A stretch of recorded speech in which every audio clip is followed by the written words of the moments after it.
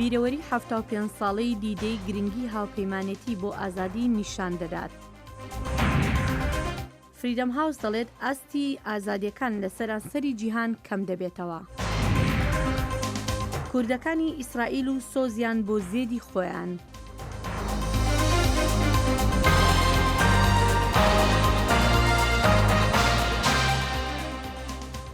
سڵاوم کاتە و گشتکاتێکتان خۆش و بەخێربێنەوە بۆ بەرنامەی کورد کۆنەکشن.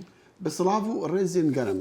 سەرۆکی ئەمریکی دۆنالد ترامپ و سەرۆکی فەرەنسی ئەمانوێل ماکرۆن دۆ ڕێوەڕسمێن 75 ساڵیە دیدەی لە گۆڕستانەکە لەشکری ئەمریکی لە نۆرماندی گێڕان لە 6 خزێرانە 1940 یەکەم ڕۆژە عێریشە هەفپەیمانان لەور بۆ ڕزگارکردنا فەرەنسا ji dagirkirina naziyan 2500 سەربازên ئەمریکی لەوەر هاتنە کوشتن. ئەف بیرەوەریە و بریتانیا کەنەدا وڵاتین دیەن هەفپەیمانیان dikin li demê girjî û tirsê ye li hember paşeroja hevalbendiya Atlantîk. Berêspêdeya Omaha Beach'a di navgirseyê de serbazên dêrînên Emerîkiyên dî deyin ku berî 75 salan êrîş kirine van rexavan û bi çavên xwe dîtibûn ka çawa hezaran hevalên wan di şerî de diketin. Gelek ji wan di goristana leşkerê Emerîkî de li vir veşartîne. Serokê Emerîkî Donald Trump û serokê Fransî digel Rojhilat geştin vir. û li rêza pêşîn serbazên dêrîn bûn. Rêz li wan dihat girtin. Li pêşiyê serokê Fransî axeft. We know what we owe to you veterans. Em dizanin bi çi qerzarê we ne, bi azadiyê, bi navê gelê xwe ez dibêjim spas. Ew pêda çû hevbendiya gelan te kes kir ji bo piştevaniya azadiyê. L'Amérique, cher président Trump. Amerîka, cenabê Serok Trump, mez nebişire ji bo azadiyê xelkê dî. Serok Donald Trump pesna rolê qurbaniyan û şervanên dêrîn da yên weka Russell Pickett gote dengê Amerîka ka çawa hestên wî demî heta niha bi wî remane. Serokê Emerîkî rêz û hirmet li rolê wî girt. Russell Pickett rizgarbûyê dawiyê yê grupê xwe bû û îro dîsanê hatiye dago bi hevalên xwe re bimîne. Serok Trump qurbaniya hevpişik jî berçav kir. Our cherished alliance was forged. Hevvendiya me ya hêja di germaya şer de hatiye pêk anîn, dê şeran de hate teqîkirin, de aştiyê de xwe girt û ew nayê şkenandin. General David Eisenhower qomandarê bilindê hêzên piyadeyên hevpeymana bû li dîdeyî roja serketinê. Niha ew post bi navê qomandariya bilind a hevpeymaniya Ewropaya û General Todd Walters qomandariya wan dike. Wî got tevî cudahiyên siyasiyên welatên dûrexên Atlantîk lê hevbendiya wan bi Ewropa re saxlem e. Li tiştê ku piravên Utah çêbûye mêze bike, hevkariya di navbera netewe û bihavên cuda da, dema ku tu pêxwe li ser xîzî danî, tu dê ji dil supasiya wê hevpeymaniya bihêz û giringiya parastina wê hevkariya bi hev re bikî. Îro jî weke berê min baweriyekî mezin bi vê hevpeymaniya bihêz heye.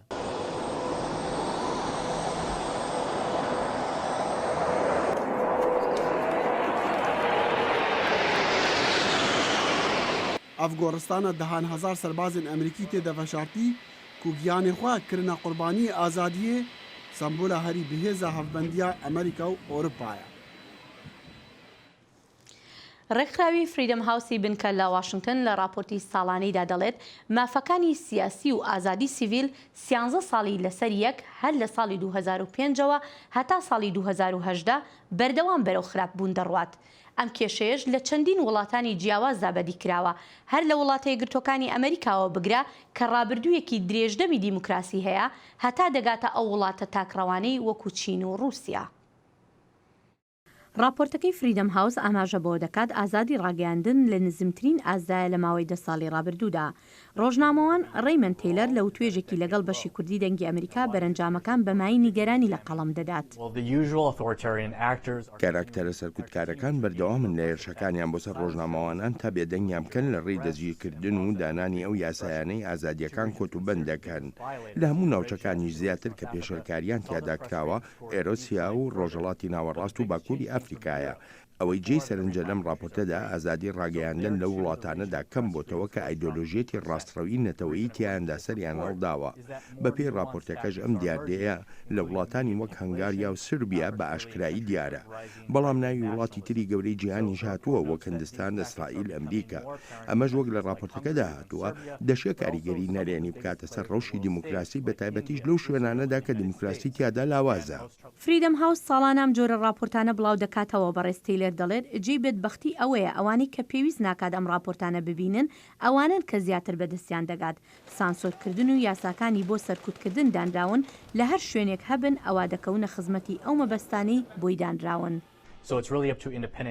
ئیدی ئەمە کەوتۆتە سەر میدیا سەربەخۆکان تا لە ڕێی تۆڕە کۆمەڵایەتیەکانیان ئەمڕازی تری تایبەتەوە ئەو زانیاریانە بگەێنرێنە ئەو شوێنانەی پێویستە بیبینن و بیبیستن. ئەوەی جێی دڵخۆشی ئەوەیە لە بەشێ لە وڵاتاندا دەستکەوت هەبووە وەک ئەفیوبیا، مالیزیا، ئەرمینیا. بەڵام ئەوەشەیە کە هیچ وڵاتێک پەناپارێزی نییە لە هەبوونی سانسۆر و ئەمەش گرنگە بەهێن دووەربگیرێت. هەرچەندە لە راپۆرتەکەدا ڕخنە لە ئەمریکای گیراوە بەڵام ئەگەر بەگشتی لەمە بڕوانین ئەمریکا هێشتا هەر وڵاتێکی ئازادە. هەرچەندە راپۆرتەکە ئاماژەی بە جۆرێک لە فشاری نەئاسایی کردووە وەک بەرەنجامێک کە راپۆرتەکە دەڵێت سەرۆک ترامپ بەردەوامە لە پێشێرکاری بەرامبەر بە میدیا. جانیگەرانی ئەم راپۆرتە لەو گوتارە هێرش ئامێزانەدایە کە دژی میدیا دەدرێن بە تایبەتیش دژی ڕۆژنامەوانان و میدیاکانی ئەمریکا. هەروەها هەڕەشەی گرتنەبەری ڕێوشوێنی یاسایی و لێسەنەوەی مۆڵەتی کارکردن و هەروەهاش زیاندان لە خاوەنەکانی دەستگا میدیایەکان. جا لێرەدا گەشتبینیەکە لەوەدایە یاساکانی ئەمریکا بۆ پاراستنی میدیا بەهێزن و بەپێی دەستوریش پارێزراوە. بەڵام لایەنە خراپەکەژەوەیە وەک لە راپۆرتەکەدا باسکراوە ناوبانگی ئەمریکا دەخاتە ژێر پرسیارەوە لە کاتێکدا راپۆرتەکەش ئەمریکا بە پێشەنگی دیموکراسی دادەنێ. مۆلێ مەترسیەکە لەوەدایە کە چی دیداکۆچی لە دیموکراسیە نوێن لاوازەکان نەکا لە کاتێکدا تاکتیکی جۆراوجۆر بۆ سەرکوتکردن بەکاردەهێنن وەک ئامادەکارێکی راپۆرتەکە بووی باسکردم لە دوای دووەم شەڕی جیهانیەوە ئەمە یەکەمین جارە ئەو تاکتیکە نوێیانە بەکاربهێنرێن. ئێستاش پرسیارەکە لەوەدایە ئایا ئەمریکا دەتوانێت بگەڕێتەوە سەر ئەو ناوبانگی ڕۆژێک لە ڕۆژان هەیبووە؟ سەبارەت بە هەڵوێستی کۆشکی سپی لەسەر ئازادی ڕۆژنامەگەری بەڕێستەی لەرگوتی ڕاستە لە ڕابردوودا سەرۆکی ئەمریکا بەردەوام جەختی کردوێتەوە لەوەی ئەم بەڕێوەبەرایەتی کراوەترین و ڕوون و ئاشکراترین بەڕێوەبەرایەتی دەبێت لە مێژووی ئەمریکادا. بەڵام ڕاستیەکان تەواو پێچەوانن. بە بەڵگەی ئەوەی ئەم بەڕێوەبەرایەتیە کەمترین کۆنفرانسی ڕۆژنامەوانی هەبووە لە ماوەی ئەم زیاتر لە 2 ساڵەدا. ڕاستە سەرۆک ترامپ تویتەر بەکاردێنێ بۆ دەربڕینی ڕوانینەکانی خۆی بەڵام ئەوە دەچێتە خانەی دیالۆجێکی تاکلایەنە. زۆر جاریش سەرۆک لە لێدوانەکانیدا ڕاستەوخۆ ناودەبا و نیویۆرک تایمز، CNN و دەستگا سەرەکیەکانی تری میدیا لە ئەمریکا بە دوژمنی خەڵک ناودێر دەکا. ئەوەش کە تا ئێستا وەڵامی بەڕێوەبەرایەتیمان نەبینیوە ئەوەیە ئەم بەڕێوەبەرایەتیە بە ئاشکرایی خۆی لە شوێنێکی جیاوازتردا دەبینێتەوە. لەو راپۆرتی فریدەم هاوس کە لەسەر ڕووداوەکانی ساڵی 2018 نووسراوە باسی چەندین وڵاتانی تریش کراوە کە تیایدا ئازادی بەگشتی و بە تایبەتی ئازادی ڕاگەیاندن لە مەترسیدان، لە ناویاندا تورکیا، ئێران و عێراقیش. کاندیدی پارتی داد و گەشەپێدانی تورکیا بۆ هەڵبژاردنەکانی شارەوانی ئەستەمبول هەڵمەتەکەی لە شاری دیاربەکر دەست پێ کرد و گوتارەکەی بە کوردی دەست پێ کرد. بن علی یلدەمیر ji بۆ پشتیوانیە یاگرتنا پشتیوانیە دیاربەکریان ku li ئەستەمبولê dijîn hat Amedê. Ew dibêje Kurd û Tirk wek yek musulmanin lê PKK serê pirsgirêkan e. 23 حەزیرانê hilbijartina şaredariyên Stenbolê ji nû têl darxistin. Namzedê Partiya Dad û Pêşvebirinê Binalî Yildirim roja pêşemê hat Amedê. Yildirim avahiya AKP bi Kurdî slava xwe da û behsa giringiya Kurdan di dîroka Tirkiyeyê de kir.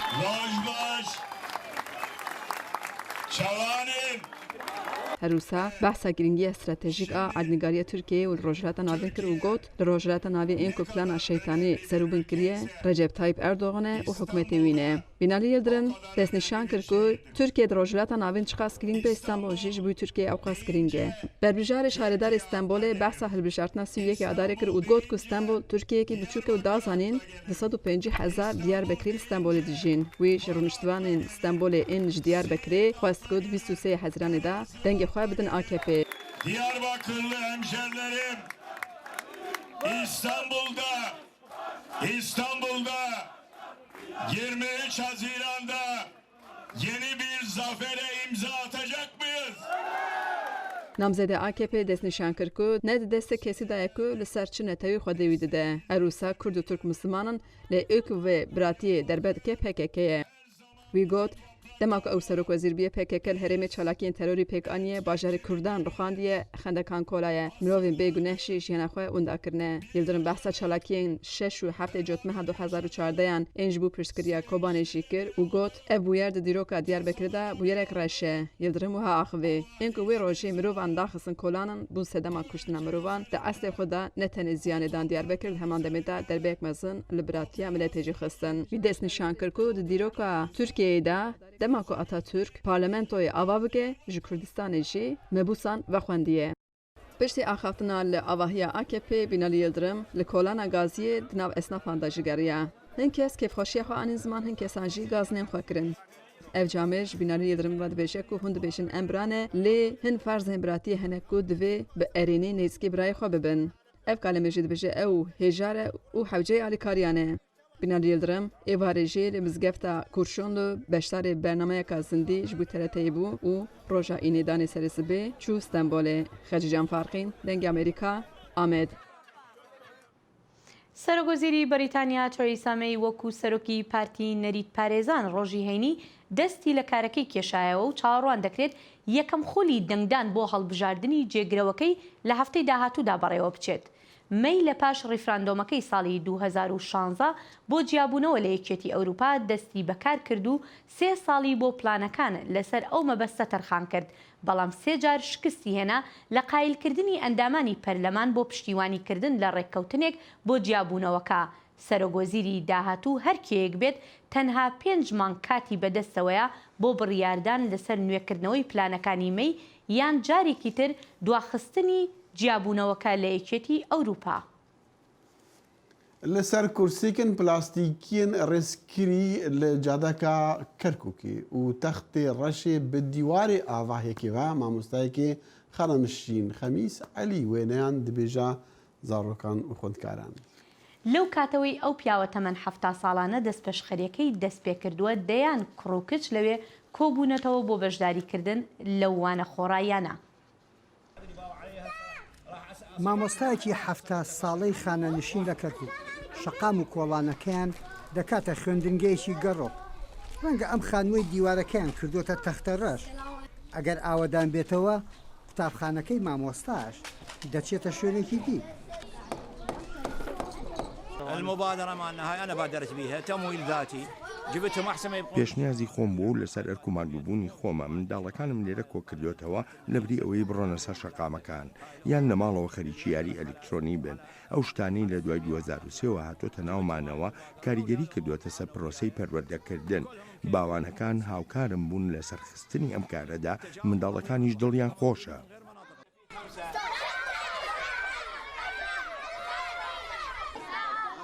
ئەگەر کۆڵان جێگەی جموجۆڵ و بزێوی و یاری منداڵان بێت ئەم کۆڵانەی شاری کەرکووک گۆڕاوە بۆ فێرگا ڕەنگە هاوسێ ماڵەکان درک بۆ بکەن خوێندنگەیەکی گەڕۆک هاوسیان. سوودم لەم خۆلە وەرگرتووە هەموو ڕۆژێ دین جگە لە ڕۆژی هەینی باشترە لە یاریکردنی تۆپی پێ یان خود یاریکردن بە ئایپاد لێرە شتێ فێر دەبین. ئەم هەوڵە تاقانەی مامۆستا بەتەمەنەکە یاریدەدەریەکە بۆ منداڵەکان و فێربوونی زیاتر بەڵام دەیەوێ پەیامێکی تێژ بگەێنێت. وانەی جیاوازیان پێ دەڵێمەوە و تەنانەت پەروەردەی نیشتیمانیشیان فێر دەکەم. گرنگترین شتێک لەم خولە فێریان دەکەمەوەیە کەرکووک شاری برایەتیە چۆن کورد و عەرەب و تورکمان و مەسیحیش پێکەوە بژین.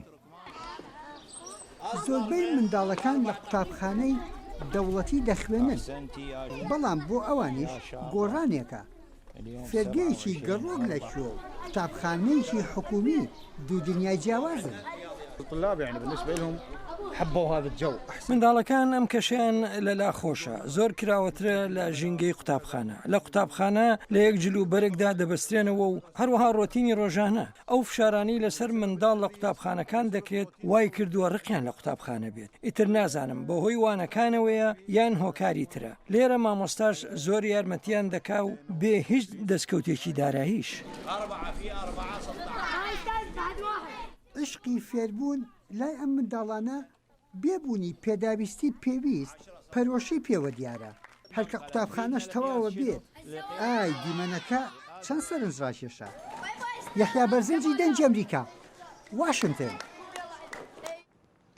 بازاری جووتقاوە بازارێکی دێرینی شاری کەرکووکە کە لە ڕابردوودا بۆ دروستکردنی کەرەستەی جووتیاران بەکاردەهات ئێستا بەهۆی کەمی بەرهەمی خۆماڵیەوە ئەو بازارە پڕ بووە لە کەرەستەی بیانی. دەنگی کۆسرە و ئامێرەکانی چەقۆتیشکردن بازاڕی جووتقاوەی شاری کەرکووکی داگیر کردووە. جاران ئەم بازاڕە جمەی دەهات لە کڕیار بەڵام ئێستا بێبازاڕی باڵی بەسەر بازاڕەکەدا کێشاوە. مام فەیزوڵڵا خۆی و باوکی و باپیریشی تەمەنیان لەم بازاڕەدا بەسەر بردووە بەڵام هیچ کات وەکو ئێستا بێبازار نەبووە. هەر دوکانەکان هەر ئەو دوکانانەیە و کە باپیرێ بش بەڕێخستووە ساکە ئێمە دوکانمانەیە لێرانە هیم باپیرە گەورەمە کاو باپیرە گەورم تقریبا 150 ساڵ بەلێ تا کامەرخوای کردەوە. ئەوانەی ڕوو لەم بازاڕە دەکەن زیاتر گوندنشینەکانن بۆیە دوکانەکانی بازاڕی جووتقاوە بەداس و تەورداس و جۆرەها کەرەستەی تر کە بەشێکن لە کولتوری کۆنی کوردەواری ڕازێنراونەتەوە. گەنگوان گەنجی تازە بەم شتانە نازانی مەسەڵەن ها بە دوایە شای نوێە بە نازانین مەسەن داس چییە تەور چییە ئەم شتانە نازانی. العالم قبل كان يشتري منا بێشتر خەڵکی چەمچەماڵ و حەویجە و دیالە دەهاتن لێرەوە ئەم پێویستیانیان لە ئێمە دەکڕی بەڵام ئێستا بازار زۆر لاواز بووە وەکو جاران نەماوە.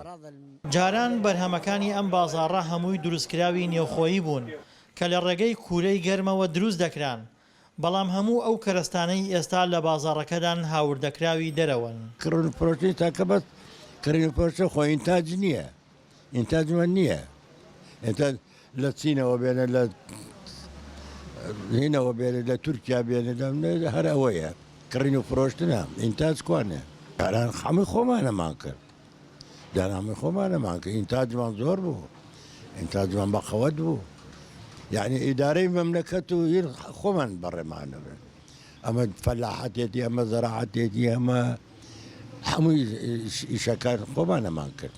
هەر کەرەستەیەکی دێرینت بووە لە بازاڕی جووتقاوەی کەرکووک دەست دەکەوێت بەڵام پێشکەوتنی تەکنۆلۆژیا وای کردووە لە ئێستادا کەمتر ئیش بەو کەرەستە دێرینانە بکرێت. دڵشادەنوار دەنگی ئەمریکا کەرکووک. و پەنابەرێن عفرینێ لە کەمپی شەهبا دەبێژن ئەو جەژنا ڕەمەزانی هەر دکن ji بۆ و سەردانا گۆڕێن جانگۆریین خوێن شەڕێ داعش بکن و هەروەساژی ji بۆ و گەڕنژینا لەسەر سەر و چاوێن زارۆکن وان هەر بمینە هەتا پشتی جەژنیژی ئەو شیناهی جوان زارۆکواران دروست دکن. دوور ji cihwaran û bi hesreta çiyayê kurmên ji dapîra fîdan weke hemû derbiderên Efrînê cejna Remezanê pêşwazî kir. Di sibeha roja cejnê wê serdana goristana jangoriyan li şehwa kir û Fatîhe ji giyana wan raxwend. Her sal em ser xwe xwe bûn, em li welatê xwe bûn. Em diçûn ser tirbê miriyet xwe, meriyet xwe, mentîqa xwe. Dilê biştor cirozike me vê ketî bû. Sal em gîştine vel xerîbiyê şeba.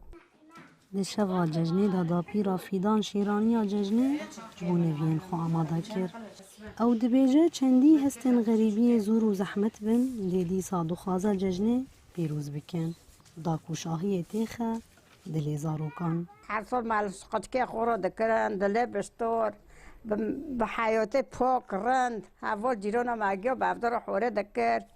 Em li vira dîsa dikir lê işte dilî me şikiye, dilî me naxwaze, me ra mecbûr e qeçik manê qentîne bin em dibin yani işte قطك مرا كيف خوش ببن أما بخا قوش بربنا بخا خاربنا أما كم بودك لخاربية زر خورا أم كم بودك لخاربية عم دوي ملقتشك قدر الإمكان بينا حسن لخاربينا وعيد تنايا أما ما زم بينا حسن عيدايا بس عم ليلن قتشكد ما بي بحسن عم كم بود شدكن عم دبين ملو بينا حسن دروجا ججني دا دابيرا فيدان بري خدا كامبا بنابرن عفريني وججن لخزم ودوستان بيروز كير طبين چادره كي دا لهفرو نشتن وبيرو بوريين بريين لعفريني آنين بيراخوا يعني بوسولنا مرا كوك نادا حسي هاو عيدنا نوكنو نامونا نوكنو جي عيدد ما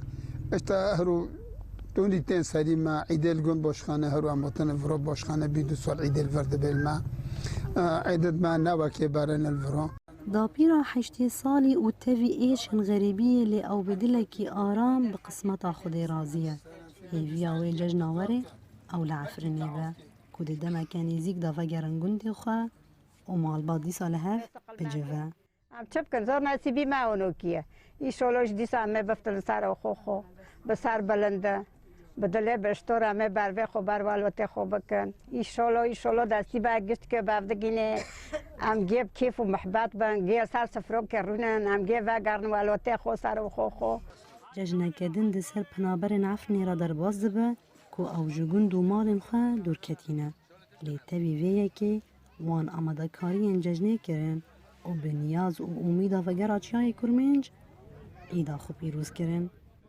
نوروز را شدنگی ئەمریکا شەهبا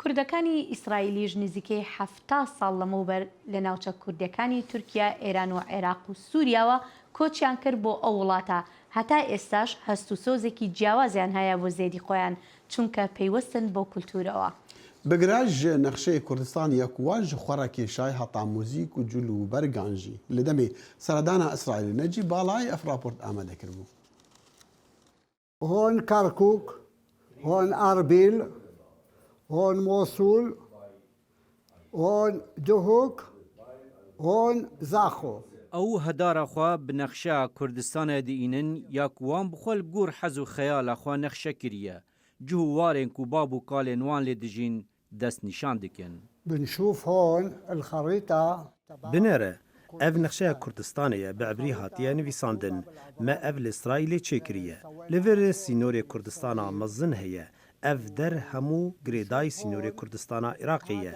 ev jî Kurdistana Îranê ye berçê mezin li Tirkiyeyê û ev jî Kurdistana Sûriyê ye Harbicî Kurdistan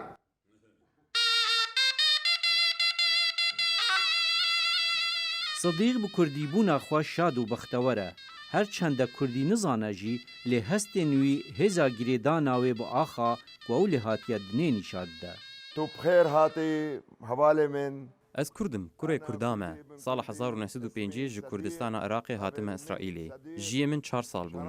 Mixabin ku kurmancî nizanim. Lê herdem li gel xwarina Kurdî, zirnew semaya Kurdî me. Em Kurdin, ez Kurdim kurê Kurda me. Gotekê wî te kî derê pêxûşe, gotwarê ez lê bûyme ferx. Çîrok û serpêhatiya her cihiyekê ji herêmên Kurdan ji Sûriya, Iraq, İran û Tirkiye hatîn heman gotina kewî dibêjin. Jiyê wî 4 sal bûn dema ji gundê Şeraniş yê herêma Zaxû koçberî İsraîlê bûyî. Gelek tişt li bîra wî nemane. Lê cil û awazên wî derbirînê ji jiyana wê derê dikin. Pîçek tê bîra min. Li wê derê silaveke avê hebû. Şiraniş û Kurdistanê her hemûyê baş naz dikin. Têkeliyên civaka cihû li Kurdistana Iraqê gel cihûyên din yên li herêmên Kurdan li Tirkiye û Sûriyê berdewamî hebû. Van têkeliyan di bîranînên taybet da sinûr derbas dikirin. Di meha çaran de wê çaxê 4 salî bûm.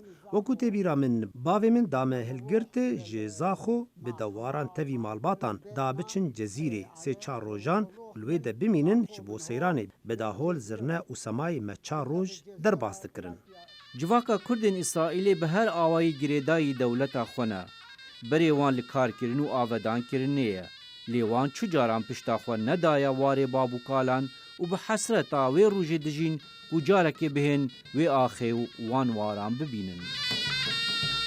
نەجی باڵایی دەنگێ ئەمریکا.